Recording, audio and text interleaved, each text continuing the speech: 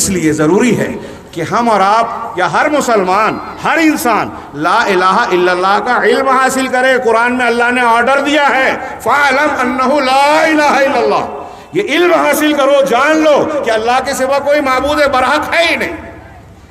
الہ کا کہ اس تھوڑی سی تشریح کے بعد کہ الہ وہ ہے جس سے امید کی جائے، جس سے دعا مانگی جائے، جس کے ذکر سے تسلی اور سکون ملے، جس پر توکل کیا جائے، جس کا خوف دل میں رکھا جائے، جس سے انتہائی درجہ محبت کی جائے اور عاجزی اختیار کی جائے، وہی الہ ہے، اور ایسا صرف اللہ ہے اور کوئی نہیں۔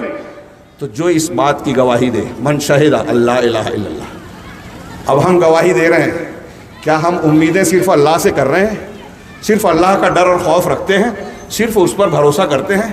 اپنی پریشانیوں میں اسی سے دعا مانگتے ہیں؟ یا لوگ جو ہے دوسرے دروں پہ جا کے جھک رہے ہیں، دوسرے آستانوں پہ جا کے جو ہے اپنی حاجتیں اور مشکلات پیش کر رہے ہیں؟ اگر کوئی ایسا کر رہا ہے تو اس کی گواہی جھوٹی ہے، وہ گواہی دے نہیں رہا ہے، جھوٹ بول رہا ہے۔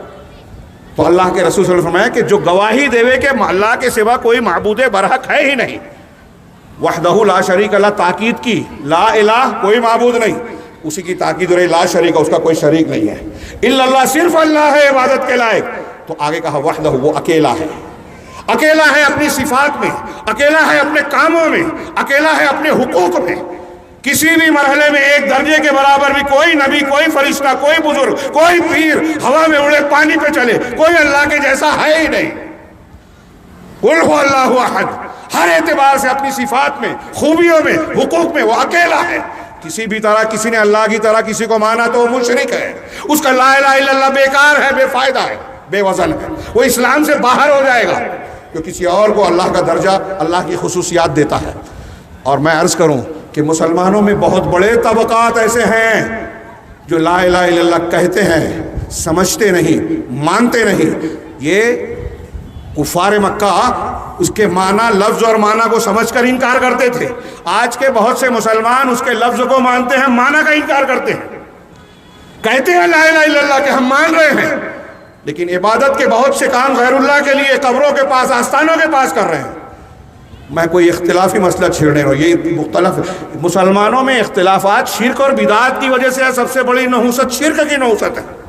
دعائیں قبول نہیں ہوتی، اللہ کی مدد نہیں ملتی، کھیت اور باغات برباد ہو جاتے ہیں۔ آپ کے گھر پر بلڈوزر چلے گا اگر آپ شرک کریں گے، مجھے آپ کہیں گے کہ مولانا صاحب اختلافی بات کر رہے ہو، ہاں، لیکن بلڈوزر جب چلے گا تو پھر اس اصحاب کہف والے واقعے کی طرح کہنا پڑے گا کہ کاش میں شرک نہیں کرتا اپنے پروردگار کے ساتھ، تو میرا گھر، میرا کارخانہ، میری پراپرٹی بچ جاتی، میری مسجد، میرے عیدگاہ بچ جاتی۔ شرک کرنا کرے گا تو یہ غیر محفوظ ہے۔ اپنے آپ کو سیکیور کرنا ہے، محفوظ کرنا ہے، تو پہلے توحید اختیار کریں، اور توحید اختیار کرنے کے لیے توحید کو پہلے سمجھنا ہوگا۔